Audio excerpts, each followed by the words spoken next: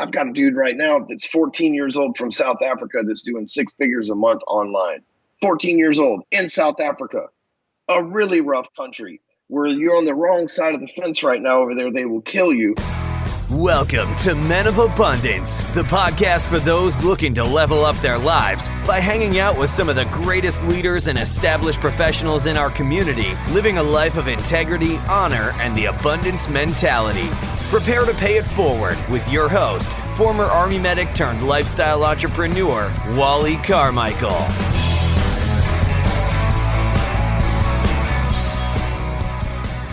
This episode is marked explicit because there is some strong language either by myself or my guest or both. So if the little ones are around and you don't want them hearing explicit language, please put your headphones on or listen another time. What is going on, Men of Abundance? I am Wally Carmichael, your founder and host of the Men of Abundance podcast, the Pay It Forward community where we are proving to you that you can, in fact, live a life of abundance and prosperity in family, faith, finances, and fitness. And you can do this on your way to having more. And regardless of what you've been told or even what you've told yourself, it's okay to want more. Now, on your way to obtaining more, you have to give a lot. You have to give of yourself, you have to give of your time, treasures, and talents, and you even have to give up some blood, sweat, and tears. And our featured guest today is no stranger to any of that. This conversation is very impactful for me, and I know it is going to be for you, and it's going to be for all of those that you share this episode with. Make sure you share this episode and any other episode that you absolutely love and got something out of. Share Men of Abundance with everyone in your circle so they too can experience these life-enhancing conversations. And if you're really getting something out of Men of Abundance, I would greatly appreciate it if you took 1 or 2 minutes to leave a rating and review on iTunes or whatever podcast player or podcast catcher that you're listening to this on. That simple task makes a huge difference in the ratings so that more people can find Men of Abundance when they are searching for any of the categories of these conversations. Now, some men fold and give up in the face of adversity. Many call it quits after just a few kick-in-the-gut moments. But not the abundant man, and certainly not our featured guest today. As with many Men of Abundance featured guests, Ryan not only got kicked in the gut, but he got kicked in the balls more than once. Each time he came back and came back stronger than before. Our featured guest today is the CEO and founder of Hardcore Closer and Break Free Academy. He's a 4-time best-selling author, motivational speaker, sales coach, podcast host, blogger, and all-around entrepreneur. He's also a regular contributor to Forbes, Entrepreneur, Addicted to Success, Good Men Project, Lighter Side of Real Estate, Huffington Post, and many more. You can find out much more about our featured guest and watch a video at forceofaverage.com. Men of Abundance, it is my honor to introduce you to Ryan Stewman. Ryan, welcome to Men of Abundance, brother. How you doing? What's going on, Wally, man? I'm glad to be here. I couldn't be any better, to be honest with you, man. It's been a good day so far, and it's only going to get better as we drop some bombs on this show here. Sounds good, man. Where you at in the world? I am in Dallas, Texas, man. The greatest place in America, I believe. I know a lot of Texans feel strong about our state, man. I'm probably the biggest bleeding heart Texan you'll ever run into, man. Well, I was born and raised in Phoenix, Arizona, but I became a Texan when I was stationed in San Antonio, Texas, because that year Arizona decided to start taking state taxes from me as a active duty Army. So I went and got my Texas license and became a Texan back in the early 90s. Or mid-90s about, and I love Texas. I've lived in San Antonio, El Paso, Killeen, Texas. I take El Paso over Killeen, but San Antonio is one of my favorite places in the world, quite frankly. Yes, definitely a good place, man. Very, very few rules. It truly is like the Wild Wild West here when it comes to government and stuff like that. And I enjoyed it. I was actually listening to David Goggins' book, Can't Hurt Me. Mm-hmm. Man, amazing book, dude. You got to get that. And I'm fortunate enough to be somewhat friends with him. We have met up a few times and text pretty regularly. But anyway, in his book, he was talking about more Navy SEALs come from Texas than any other state and than most of the other states combined. So he was saying in the book, there's something in the barbecue down there with them Texas boys. No, that's true, and it's the same is just about true as far as I know. I was in the special ops community for quite a while when I was in the Army, and quite a few special ops, just special ops in general, come from Texas. So that's interesting to know. I would like to see the information on that as far as special ops, but that's interesting. David's a hardcore dude, man. I dig following his stuff. I haven't heard of that last book you mentioned, so It just came out Monday. Did it really? Yeah, dude. It's one of the best books I've ever read. I'm about halfway through with it, and I already know the story because I was fortunate enough to be coached by David. That's not his thing, you know what I mean? But I kind of, me being the hardcore closer, kind of closed my way into making that happen. And he coached me for about 6 months, man, and totally changed my life from a way of looking at things. And the book was a good reminder of a lot of the things that he taught me. Really good book, man. Definitely recommend getting it. Actually, I bought 50 copies to hand out to people. So nice. Yeah, the benefits of being bold, man. We're going to get into that here in just a minute. I like to start out the conversation before we get too much into it with an attitude of gratitude. What do you have to be grateful for today, Ryan? First thing I do every single morning when I open my eyes is say 5 things that I'm grateful for. This morning, it was a good night's sleep because it's been a minute since I had one. And we had a great day in sales yesterday. And right now, nobody in my family is sick, which is a big deal because we've all been attacked by some, kids carry viruses like rats, man. So if like one of your kids, I have 3 kids, if one of them gets sick, the whole family can go down, man. And that's what happened to us about a week ago. So I'm glad that we're all in good health. We're making sales and making things happen over here today. Very nice. Awesome. Thanks for sharing that, by the way, too. That's freaking huge. I celebrate with you, man. I love celebrating in other people's wins. And, man, that's just sweet. Yeah, when you own a business, the shit's going to hit the fan at some point, at least once a day. And usually it's first thing in the morning because people do chargebacks and stuff like that overnight typically, or any kind of employee quits. They typically do so after hours, and just the things that happen as a business owner. And I know that there's going to be some sort of struggle every day, usually waiting in my inbox in one form or another. And so I just make sure I start my day off with the right mindset. If not, then I'll let that other stuff get to me. Damn straight. Absolutely. So how would you describe yourself, Ryan? Well, like, what do you mean? Like what I do or physically? No, you as a person. I am a strikingly handsome 5'10", 200-pound Texan. and while I wouldn't disagree with that, let's go a little bit deeper. Well, I'm somebody who didn't come from, silver spoon beginnings. I came from very humble beginnings, and actually at a young age, my family had money and then lost it. And so at a young age, I adopted the subconscious mindset of easy come, easy go. And like most people, spent most of my professional salesperson career making money and spending it as fast as I could. And been through some catastrophic incidents in my lifetime, such as being adopted after rich family becomes broke. Dad left, stepdad adopted me. Mom and stepdad had other child, and it was just like a weird time as a kid. Changed my name. All the kids made fun of me, that kind of stuff. And was born Ryan McCord, which is kind of a cool last name. And now it's Stewman, which is kind of not a cool last name. I've had to work really hard on that to make it seem cool, right? But let's just be real. And so, young age, got like most people that have been adopted and drop out of school. I got on drugs, started selling drugs, ended up going where most people that are on and sell drugs go. And that's prison, and went there for 2 years when I was like 19 or 20. I think I was 20 years old. Got out, got a job at a car wash, got my stuff together, was just going to work my way up the quote unquote corporate ladder of this car wash. And one of the clients offered me a job in finance. And I was like, dude, I don't even have a checking account. Like I'm not a finance guy. I have my trucks paid off cash, and I don't have a credit card or checking account. Like I'm not your guy, And she's like, oh no, we can teach you everything. And, worst case scenario, you quit, the car wash is going to take you back. There's nobody here working like you. So, let's give it a try. So she convinced me, and within a short period of time, I'd made a few sales and made more money than I'd ever made in any given year-long period of my life, let alone a couple of month period.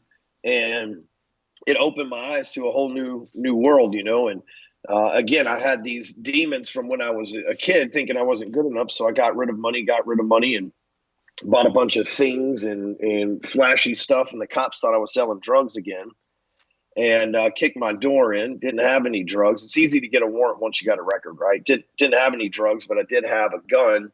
And there's some weird snafus in the Texas laws and the federal laws, kind of like there is with marijuana right now. Long story short, I ended up going back to prison for 15 months, got out, $25 to my name, walked in damn near a millionaire, walked out, $25 to my name, had to move in with my mama and my stepdad, who I really don't care for too much, but didn't have anywhere else to go.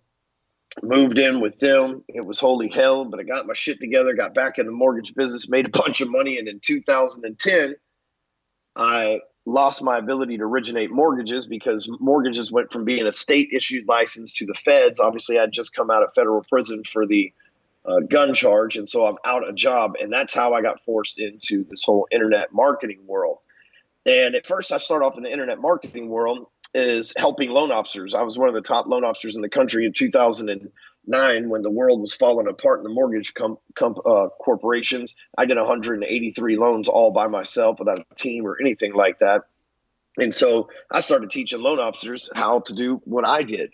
And from there, it was okay. It didn't like ever really blow up. I never made millions of dollars in a year or anything until I really started understanding this whole mindset behind winning and breaking things down into really simple, easy to understand things. So I have a big bleeding heart for the sales community because I've been a part of it for forever. And I see so many of us abuse ourselves with drugs, and good months followed by bad months, and getting rich and then getting divorced, or making a bunch of money and then developing bad habits, and giving up on our health, and working so much we never see our families and abandon our kids and stuff like that, man. So I just set out to be more than just a sales coach, right? Be more than just a guy that can help generate leads, but be a guy that can help you build your business, but also make sure that you're building your life up too. Because you can have we hear it all the time, like we know wealthy people are out there with billions of dollars that are completely miserable. And I feel like a lot of that is because of the lack of mindset and principles that I teach, that I help people out that wouldn't normally get these tools. Man, there's a lot to unload there, man. And I'm not even going to try to unload everything. Guys, listen. This is a perfect example right here of somebody who has taken multiple skills and combined that with mindset, added value to many people. I have friends in my background, and I've talked to many other men who say, I can't do this because I have a record. I can't do that because they won't let me. I can't do this because I don't have the information, or the right people are the wrong people are in the way, or the right people aren't in the way. Look, stop all the fucking excuses, man. This guy, Ryan, just laid it out for you straight and clear, specifically what it takes to be a man. And I'm not talking about pulling your, you can use all the analogies you want and all the verbiage, pull yourself up by your bootstraps, whatever, but you got to stop the excuses and just make it happen, man. A lot of times people ask me, like, how do you go through all that? And, it was just focused. I was focused on winning despite.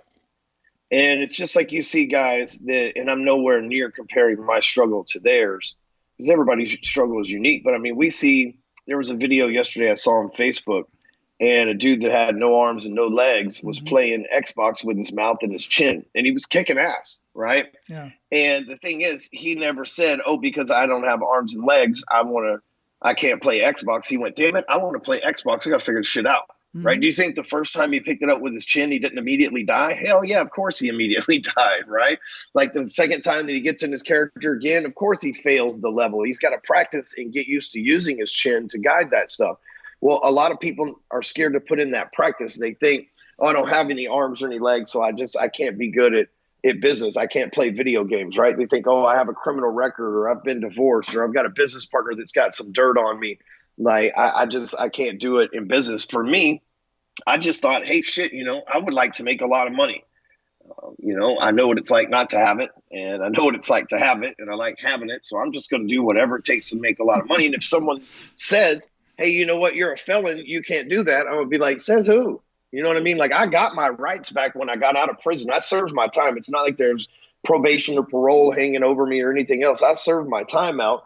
So when I walked out of there, I got every right back. I can vote. I can own guns. I can do whatever the fuck that I want, right? So there's nothing that said, and it's not like I had an embarrassing crime, like I got caught, with a little kid, or I raped somebody, or I murdered somebody, or I stole a bunch of money. I mean, fuck, dude, I got caught with guns and drugs. That's like the goddamn American dream, I just it didn't happen right for me. We watch movies about this shit all the time. It just didn't work out for me. So I'm never going to let that hold me back because I already done it. There's nothing I can do to go back and change all that shit. So I might as well just own the fact that it is. And the truth is, it's nothing that I'm really embarrassed of anyway. Hadn't I done something like stealing from people or robbing people or something that was, morally unethical, yeah, I'd probably be a little embarrassed of that, but I still would have pushed on and I would have had a damn good story of why I did it, because that's how I operate. But at the same time, it's like, dude, I got caught with drugs when I was a teenager. Tell me you didn't do drugs when you were a teenager in the 90s, right? Like most people did. I just got caught with them. Same thing. I got caught with a gun. Hell, I didn't even know it was illegal or I wouldn't have had the damn thing. Yeah. And so it's nothing that I've always just looked at it that way. It's like I could look at it and go, dude, people find out that I got caught with drugs, man, it's over. But most people's crimes are behind drugs. Mm-hmm. Even sometimes the robbing and stealing crimes that we get, the shit happen behind drugs. And most people have a bleeding heart for that because they understand it's an epidemic in our country anyway. And so, we worry about all this judgment when really the people who judge you the most are the people who do the same shit that you did. Yeah, absolutely. And I'm glad you brought up the judgment as well. Now, I can't really say I did it in the 90s, but I can say I did it in the 80s because I'm a little bit older. but we'll just leave that there. But listen, the thing is too, is like you talk about judgment. I hear people all the time, and I have conversations with friends and close family members and stuff. And I'm like, they're saying, well, I can't believe this, that, and the other, or my kids. I said, get off your damn high horse. You did the same shit when you was that age and worse. So you got to have a little bit of, you got to give them a break, because you did the same thing. And like I said, even worse. So there's so many, and that's one of the things that drives me nuts. I learned this. I was talking with one of my past guests. I'll think of his name in just a minute. Cameron Harold. He's one of the guys that brought 1-800-GOT-JUNK up into the multi-millions as a CFO in Canada. And he's from Canada, and he said one thing, and this is when I realized this, was he said in Canada, when felons get out, there's no record. As far as he says, I've never verified this, but according to what he says, there's no record. So you can go out when you apply for a job, they don't even ask you, have you ever been convicted of a felony or anything of that nature? Have you ever been, in prison or whatever? They don't ask you that because you've served your time. If you're out, then who cares? You served your time. That's who you were, not who you are. But in the United States, it's different. They ask that if you've ever been convicted, if you've ever, these type of things. And it's a discriminator. And why should it be? It just doesn't make sense because we all make mistakes and we all grow from that. Yep. It's big business in America, so half the time you see somebody with a crazy ass record, the shit they did is not even that wild. Like when I got sentenced to the feds, they do something called a PSI, a pre-sentencing investigation. They basically, tell their side, like the government side of the story, to the judge of why you're such a bad person, and the judge reads it, and you have no way to rebut it. I mean, it's so rigged against you. It's like they can talk all this crazy shit about you, and you can't even defend yourself, and you can't sway the judge's opinion on you, but they can preset what they should think. And obviously, the judge, who's supposed to be non-biased, is always on the state or the federal government's team, right? So I'm reading this pre-sentence investigation, and dude, they made me sound like a monster. I mean, like all sorts of crazy stuff that was true, but the way that they spun it wasn't at all. Like one time I got caught with a joint and a shotgun. Well, it was also 5:45 in the morning, and I was wearing a damn camouflage, and it was September 2nd, and I was going dove hunting, right? So, hell, I wasn't going to, go get high off a reefer and go rob a bank. Shit, I'm dressed in all camouflage, about to go shoot some dove, and when I'm done, I'm probably going to smoke a joint, It's like, but their story was like no telling where he was going, and he was armed with multiple shots of shell. We probably saved a life. And like, fuck, dude, that's not the only life you saved for some birds I was going to shoot that day. Damn, I'm a country boy. Like, calm down. But again, I don't get to present that side of it. So it's very stigmatic in America. And I know a lot of people get held back because I get messages every day in my inbox of people saying things like, dude, because of you just being who you are and allow me to own up my shit, dude, I feel so much better. My life is so much better. I'm able to I feel like I've shoved the world off of my shoulders. I've been going with this huge backpack full of weight on my back, man. And I feel like I just sat it down. I see it every single day in my inbox, man, because I know the world tries this algorithm on this planet, the force of average. It tries to keep you average. And one of those ways it says, oh, well, you're a convicted felon. You're not supposed to be extraordinary. Oh, yeah, you're right. I'll just stay in my lane here and be a loser because I made a mistake 20 years ago. Right. I mean, that's what happens to most people. And my mistake was 20 years ago. I was 19 years old when I got in trouble for the first time. It's come back to haunt me a few times. But I mean, shit, that was 20 years ago. I can't still be worried about. I'm twice as old as I was back then when it happened, you know? And so it's not something that I can really get focused on, but the force of average will have you do that. It'll have you say, oh, you've been divorced. You deserve to be alone. Oh, you lost your job and got fired. You're not smart enough to start your own job. Oh, you've been convicted of this. They're never going to let a felon get in the Illuminati or whatever these things that the force of average tells people in your mind to keep you, you know, going, well, shit, I won't strive for greatness. I'll just be okay. I'll just be good. And man, good is the biggest thief when it comes to great that there is. Like you said, you open up your bag, you let it out, because there's so many people out there. Many of you guys that are listening, you have stuff in your bag that you won't let out, and it stresses you out because someday you're just afraid of this, whether it's going to happen or not. It's on your mind. Somebody's going to figure you out. Somebody's going to find out. And when somebody figures you out, it's just like if you do something behind somebody's back and if you don't go tell them, somebody else is going to. It's worse, because now not only did you do that, now you're a liar and all this other stuff. So my point is I trust guys who put their stuff out there like that and just fess up to it. And then of course, you know, you've turned your mess into a message, and you know, you're a frequent contributor to many resources that I personally subscribe to, one of which is the Good Men Project. Absolutely love that. What kind of stuff do you share, like for instance with the Good Men Project, that goes out there to lift other people up? Usually stuff about being a dad on there, you know. I contribute to them probably once a quarter. Forbes is another one. And I like the Good Men Project, but I usually talk about family, dad stuff, you know, like being a busy dad or an entrepreneur and a father. I write so much content. It's been a while since I've written from them. I'm trying to think what my last article was even about. I'll have to look that up, because I'd be interested in sharing a link for that in there as well, because I've been following the Good Men Project for quite some time. In fact, I think they have a ton of readers. Yeah, you know, yeah, they have absolutely. a ton of readers. Anyhow, brother, man, so you unloaded a lot of good stuff there, and you really got into the kick in the gut moment as well. And I always try to highlight on that, but you really touched on that and got in there and really just kind of laid it all out there. And I greatly appreciate you sharing that, man, because a lot of these guys need to hear that kind of stuff, and they need to hear these conversations and look in on themselves and really kind of pay attention to what's going on in their life and realize, one, other guys have similar experiences, and realize that these guys like yourself are getting through it and not holding you back.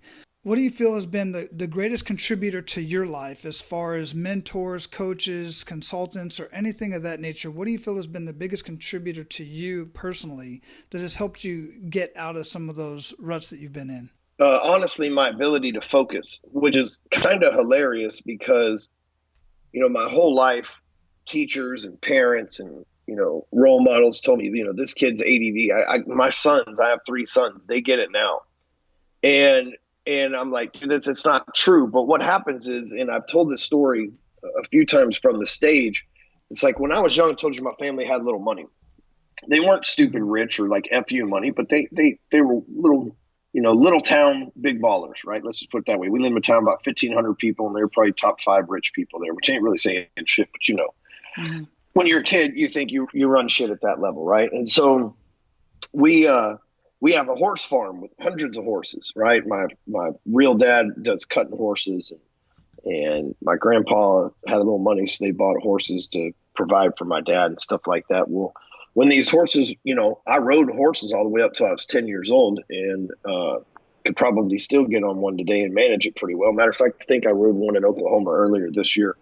But just saying, I still got it. Just that's what as a man, I just got to point that back out there. But so, but these horses, when we would train them when they were young, because my dad, he was like the world champion. So, and he was, when you're a little man, your dad's your hero. So you watch what they do. You want to be just like them. So he trains these ponies, these colts, and they tie the reins around the poles or barn fences or whatever so that the horse doesn't run off, right? Put a halter on them, tie them up. The little ponies or colts, they're always jerking and trying to get away with this. By the time a horse is grown up, you can just throw the reins over the side of the rail. You don't even have to tie the damn things. The horse thinks it's tied. It doesn't even try to pull away from it. Because at a young age, it was taught that anytime the reins were on a pole, it couldn't escape it.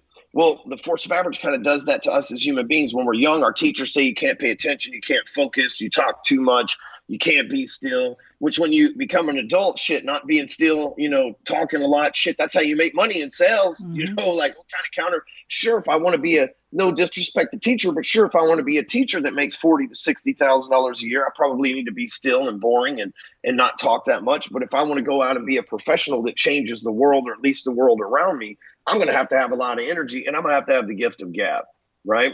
And so we're taught these things. For me, they always said he can't focus. He's got ADD, and they put me on drugs and everything else. And so, hell, I grew up half my adult life going, hell, I don't know. I guess I had an ADD moment. It's just something for me to blame the shit on. When the truth is, I'm like one of the most focused people on the planet, and so are my kids. The teacher complains my kid don't pay attention in class. I'm like, he's not focused in class because your class is boring. I've watched like 6 hours of TV without blinking before. Like he's focused when something's entertaining to him. But, if you're going to be a boring teacher, you can't expect the kids to focus on boring stuff, because when they get into the corporate world, Google and places that are hiring kids right now, youngsters, when they go in there, it's a very fun and very focused, entertaining atmosphere. It's not some boring classroom setting. That shit's from the 30s, 40s, and 50s. It's not factory workers anymore. It's guys that are coding for tech and sales professionals and traveling influencers. Dude, we live in a different world. They're not even teaching the shit that goes on today. And so, I was like that horse. As an older age, you didn't even have to tie me up. You just throw the reins around it. And I was like, yeah, I had an ADD moment. But then I realized, like, people would tell me, how you stay so focused, how you stay so focused. And I start realizing, shit, I am focused. I'm very focused. I'm able to focus on exactly what needs to be done and not quit until it's over with every single day. And I've learned how to train my brain and everything else. Then I start realizing the reason why everybody tells you that you can't focus is because if you're distracted, that's when the force of average has you. Like, you've read the book The Secret, probably. The law of attraction is a real thing, but it's not something where you just put it on a board and focus on it. What it is like, I'll tell you a story. The first time I bought an exotic car, it was a Maserati, and my very first one. And I'd never seen another Maserati like it on the street. But as soon as I'm driving it around, I start seeing these little Maseratis pop up everywhere. I'm like, shit, seems like everybody got a damn Maserati. So I traded it for a McLaren. I've never seen a McLaren on the road. Shit, I start seeing McLarens everywhere. I just parked last week next to a McLaren at the place I was eating, some random restaurant, right? Because all of a sudden I'm focused on what I want and what I have, I start to see it more. That happens no matter what kind of car that you have. Well, so when you get focused in on what you want, you can have whatever. It's the most powerful tool that we have on this planet, but the force of average tries to keep you distracted. It sends 4,000 advertisements a day your way. It tries to get you to be distracted when you're on social media. It distracts you with arguments and drama and negativity and trolls and haters and everything else, because if you get focused on what you want, you will make that shit happen. So I've learned to be able to train my brain to get focused on exactly what I want to make it happen. Here's what I've done. When I decided that I wanted to get married to the woman of my dreams, I wrote down exactly what the woman of my dreams would be like. This was in 2014. I did not know my wife. And I wrote it down. I even put that on, a few days a week. She goes to yoga class. She goes and has dinner and drinks at least once a month with her friends. Last night, my wife was having dinner and drinks with her friends. She goes to yoga class a few times a week. And I'm just giving you a small example of how detailed I was. And now I have that person. And she's not doing that because she read it and wants to please me. She's doing that because that's who she is. And she showed up in my life. Same thing when I wanted to run the perfect business. I wrote down how the structure would work, every position, every employee, every salary, everything. We start putting it together. Starts working out, starts firing on all cylinders. It takes off for us, right? When I write down the perfect position. So I wanted to hire a sales manager a few weeks ago. I described this person to a T. when we got down to the person that we hired, I handed the piece of paper to the person. I said, is this you? Let her make her own decision because I'm focused. And so what the force of habit does, it tries to keep you distracted, because when you're distracted, you can't get anything because you don't have anything to get because you're not focused on it. I hope I'm making sense here. And so I would say the biggest thing that I've learned, taken away, and it's come from a culmination of mentors. It's come from a culmination of seminars and books. And, I'm somebody who's put in, if it requires 10,000 to be an expert, I've put in 100,000. And so, the focus is what I've been able to boil this whole thing down to. It's been the biggest asset that we all have, not just me. It's just learning how to tap into it. Yeah, absolutely. And listen, for you analytical minds out there who are saying this is all woo-woo stuff, I'm telling you, there's science behind what Ryan's talking about. Two things: the reticulated activating system, your RAS. That's what's going on when you the stories he told about his car. And then when just the perfect example that I've given so many times is when you want something, write it down, be extremely detailed, even if it's the woman that you want in your life or the partner that you want in your business, so on and so forth. This stuff and you got to get that into your emotions. You got to get that into your gut, out of your head, into your heart, into your emotions, and feel it. And that's when you start dealing with neuro-linguistic programming. You're literally programming your mind to see the things that you want, and you're attracting that into your life. I'm telling you, there's science behind what Ryan is talking about right now. And a lot of guys do this and don't even realize the science behind it. They just have faith that it's going to happen. So if anything, if you have faith in yourself and faith in your abilities to make your life better and to change yourself and change your mind and change your life, and attract the things into life you want, if anything, have faith. But also know there's science behind what he's talking about right here. So, man, thanks for sharing that. That is huge. And I love those stories that you shared.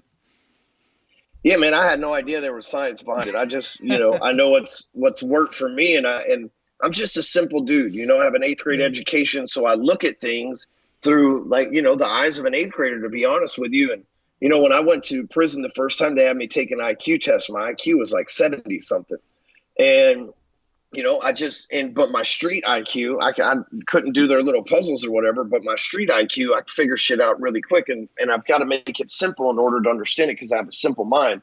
So I know you talk about the reticular activator and all that other stuff. I'm just like, focus, man, if you can get this in, you start telling yourself that you can focus, and you start getting focused on the things. Like, ask yourself, like, how focused can I get? So focus is having a vision.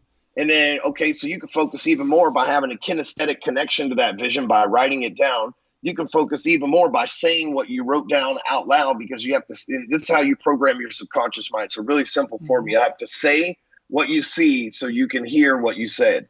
And so you see something, you've written it down, you see it, you say it out loud, your ears hear it. What you've done is you've processed through all of your sensory of what it is. So every morning when I wake up, I say I'm grateful for 5 things, because I'm saying what I see so I can hear what I say. I'm programming my subconscious to be grateful. It's a lot better than waking up and going, fuck, Trump's still president, or blah, blah, blah, like the things that people get mad about, right? Instead, I'm waking up going, hey, this is how I program my mind to be grateful. Then the next thing I do is I read my core values to myself.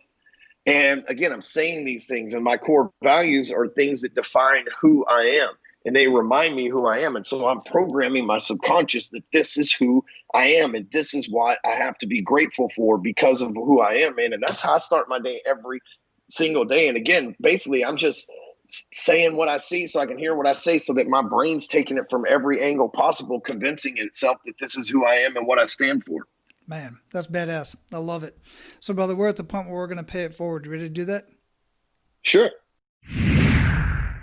Hey, business owners, check this out. If you've been in business for about 3 to 5 years, somewhere in that range, give or take a few, and you're currently doing some sort of advertising, whether it's on Facebook, in the newspaper, cable TV, radio, billboards, or even in the yellow pages. Yes, I have the yellow pages right here. People still do advertise in yellow pages. And I'm here to tell you, I see these advertisements all the time, and they're throwing money away. You may be throwing money away in those ads. Guys, I don't know if you know this or not, but on top of me being the most awesome podcast host of this amazing Men of Abundance podcast, I'm also a very skilled and brilliant business and life strategist. I have an e-learning system with literally millions of dollars of marketing and strategies already done for you. You just have to model those. I am partnered with over 100 business coaches that are experts in many different industries. That makes me very confident that I can help you in your business, regardless of what industry you're in. I can help you not only generate more leads, but actually convert those leads into paying customers and repeat customers. I can show you business strategies that will increase your revenue and your profits in a matter of months. But all that aside, I need your help. I'm in the process of writing another edition of my current book. My current book is No BS Business Breakthrough: How to Double Your Lead Conversions and Triple Your Revenue in Less Than 45 Minutes. And in that book, I have the top 8 strategies of over 100 strategies that I use throughout the course of the year. But those top 8 strategies are the ones that I find I use with most business models right up front. And what I need is a couple more case studies from industries that I have not currently worked with in various areas of the United States. So here's what I want to do. I would like to do a 45-minute business breakthrough session with you, going over my process using some of your input from your industry, from your business, so that I can measure that up and see how my strategies would impact businesses in your industry. And instead of charging you my normal fee for doing this business audit and this business breakthrough session, what I would like to do is use your data with your permission in my next book and any articles that I may write leading up to the book. I can add your feedback with your name, your business name, or anonymously. It's totally up to you. But the mention in the book or the article would certainly give you some free publicity. And in return for your time and professional feedback, you will certainly walk away from this business breakthrough session with strategies that you can implement that day. And on top of that, I will give you 30 days access to my e-learning platform, where you will have access to the first 4 videos of the 52-week series, complete with workbooks, as well as the first 4 weeks of the e-class, done for you marketing, email campaigns. I'm telling you guys, the first 30 days in the e-learning system will definitely increase your revenue and profits within your business, as long as you implement just one of the strategies that I'm going to share with you within the 45-minute business breakthrough session, or even just one of the strategies that's inside the e-learning platform. So if you're willing to help me out with your professional feedback on how my systems will impact businesses in your industry, then go to menofabundance.com/help Wally, WALLY. menofabundance.com/help Wally is where you can schedule your 45-minute business breakthrough session with me. And as soon as that session is done, you'll be able to implement the strategies we talk about, and I'll give you instant access, 30-day access, no credit card needed, nothing like that, to the e-learning platform. I look forward to talking with you, and I look forward to impacting your business somehow. Now, let's get back to the conversation. So share 1 to 3 actionable steps that men of abundance can take today. Well, so it works like this. There's really 4 things that you got to focus on every day. If we're going to focus, we might as well figure out focus on what.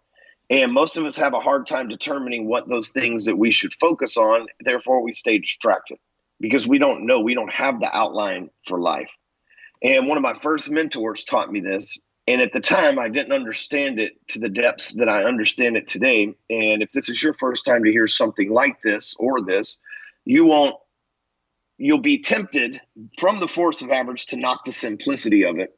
But more importantly, you won't understand truly how important it is because it sounds so simple. When you talk to smart people that listen to podcasts, read magazines, blog posts, things like that, you find that we tend to overcomplicate stuff.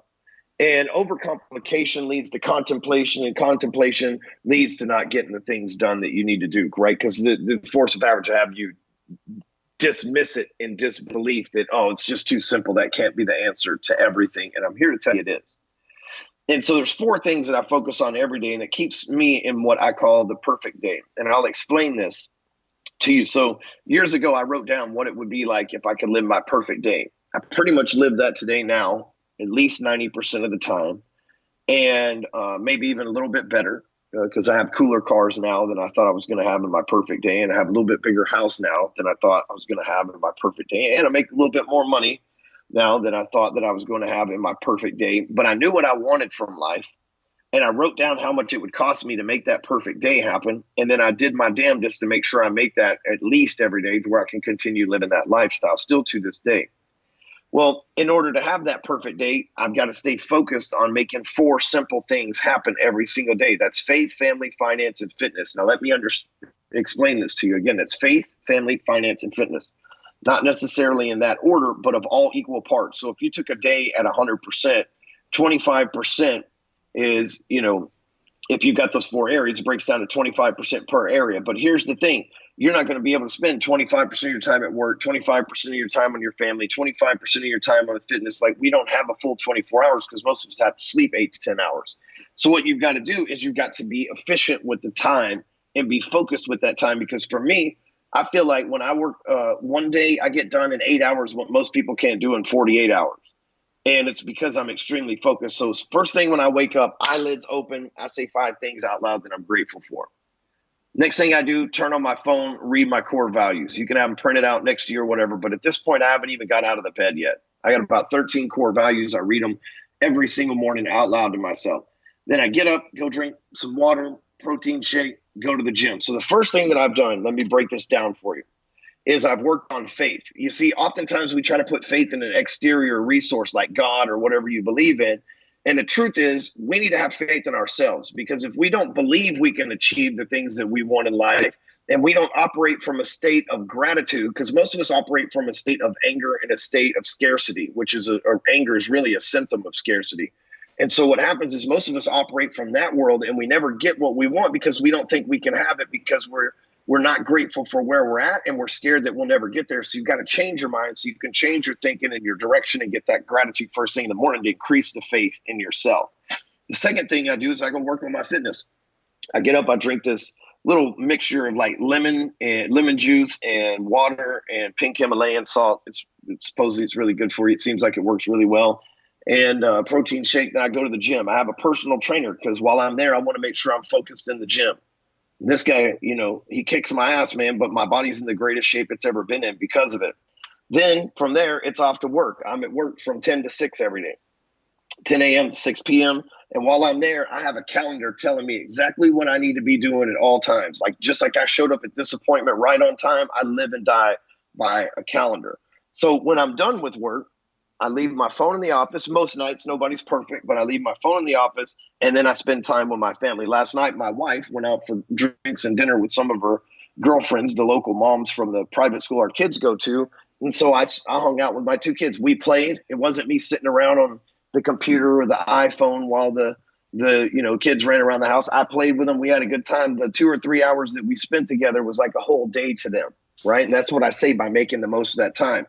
My wife and I, we go out on a date at least once a week, a nice date too, not some bullshit. Usually we spend a few $100 going out and having a good time together because even though we're married, we should still be dating. A lot of people don't focus on their significant other, which is a part of the family, because they think, oh, now she's my wife. I just sit around on the couch and she brings me food. That's not how it works. Now she's your wife. You still got to date her. And you still have to show you got to have a good time together. We went to an escape room a couple weeks ago. We usually go to a night steak dinner, and it doesn't have to be an extravagant date each time, but there needs to be no kids. You open the door for her, you have a great night, you pay the bill. There's no bitching and arguing. Most of the time, there's no social media. And each night when I come home, my kids go to sleep about 7. So if I'm home by 6, then, I play with the kids for about an hour to an hour and a half. And then when they're asleep, I hang out with my wife for another hour to hour and a half. Then we go to sleep, and I've gotten my time in across the board, right? Faith, family, finance, and fitness. I put my finance in at work. I've worked on the faith in myself first thing in the morning, my fitness first thing in the morning, my job for the majority of the day, and my family for what's left of the day.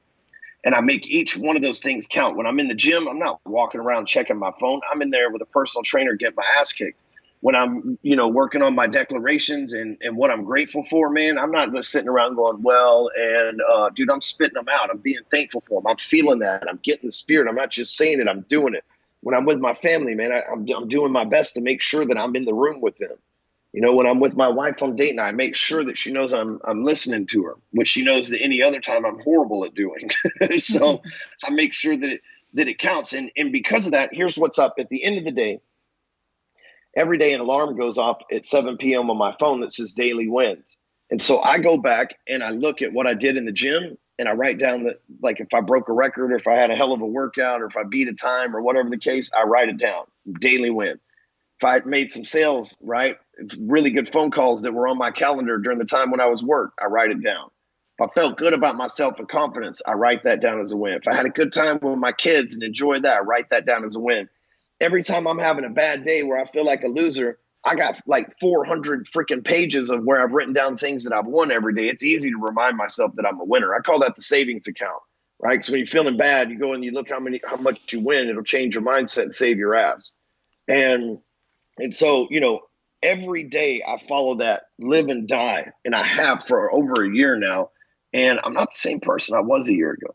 I don't have the same friends I had a year ago. I don't even live in the same house I had a year ago. My business is insanely larger than it was a year ago. My reach is insanely larger than it was a year ago, all because I got focused on the right areas. Man, that is deep. And it leads right into the next question. It actually answers the next question I usually ask, which is, what are a few rituals that make the biggest impact in your life? But you just laid them all out there.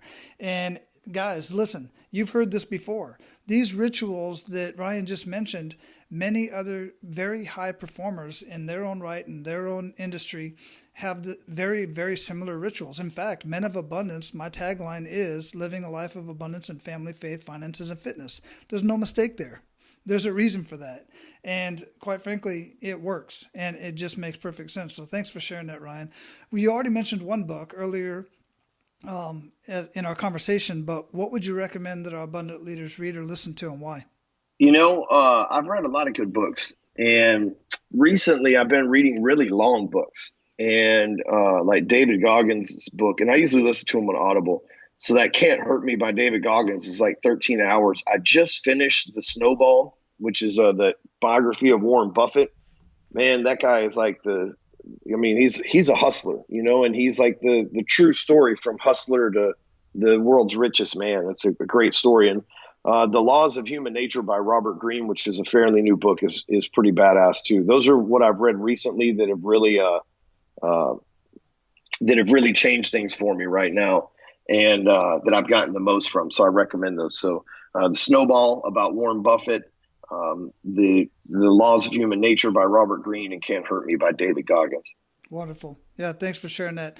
And I'm real big on audiobooks as well. What do you feel holds most people back from living a life of true abundance? Their excuses and lack of focus. And it really is that simple. They've told themselves some reason why they don't deserve what they want.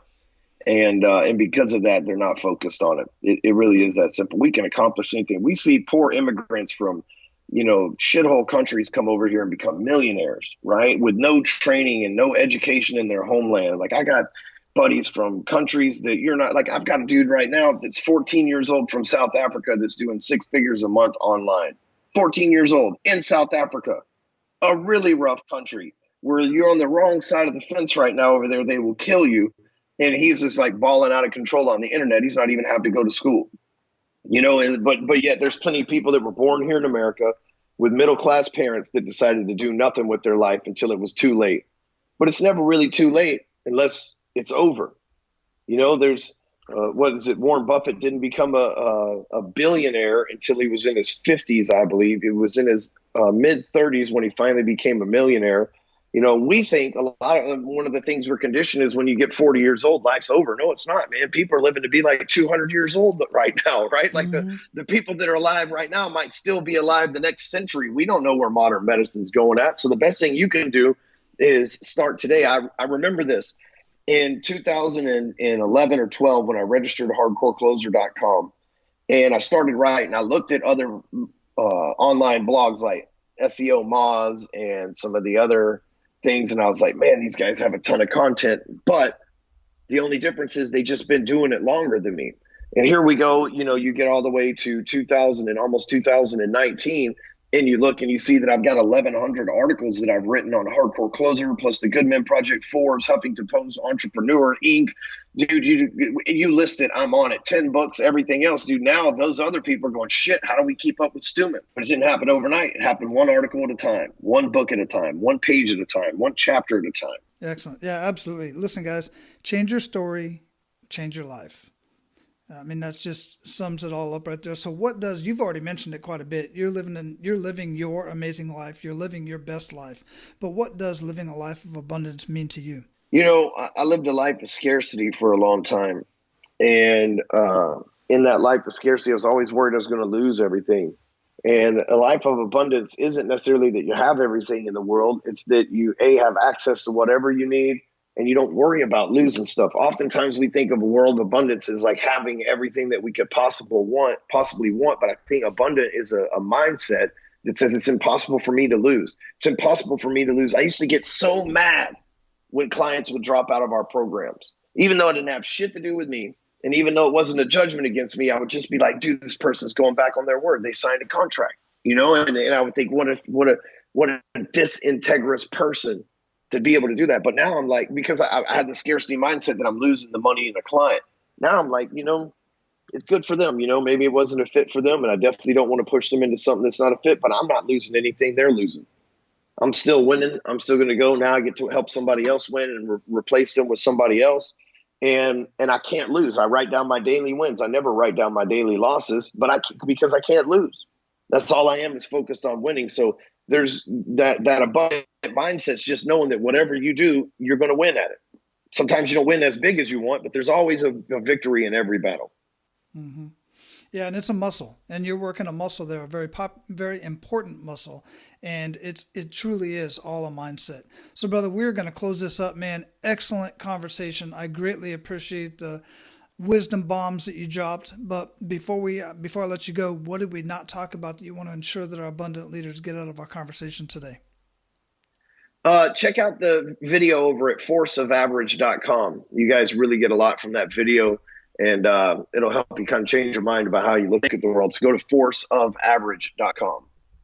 Excellent. Yeah, I'll have that linked up in the show notes. I'll have your website linked up in the show notes. Everything else we talked about linked up over there. So, guys, make sure you go there, check that out. Just type Ryan in the search bar, and the episode will pop right up. Ryan, go out, live your life of abundance. Keep paying it forward, man. You're making a huge difference. I really dig what you have going on, man. Appreciate it, man. I really do. Thanks for having me on the show. All right, guys, so if you have ever been kicked down before, or you currently feel like you've been kicked in the gut and you're down on your knees, then it's time to pick yourself back up. You might feel like it's too late in your life to start doing what it is that you want to do, to start making the difference that you want to make in your life and in others. But it's never too late. Remember, the best time to plant a tree was 20 years ago. The second best time is right now. And at some point in the future, that tree will bear fruit, just like you. At some point, your actions that you take today are going to bear fruit, and they're going to benefit somebody in this world, and thus make the world a better place than it was when you got here. And that's in part what this abundance journey is all about. So go out, live your life of abundance, and make sure to pay it forward. That's all for today, Abundance Leaders. For more about our guests and the powerful information we shared with you today, be sure to sign up for our mailing list at menofabundance.com. We appreciate your time and look forward to hanging out with you on our next episode. So until then, be sure to pay it forward and live your life of abundance.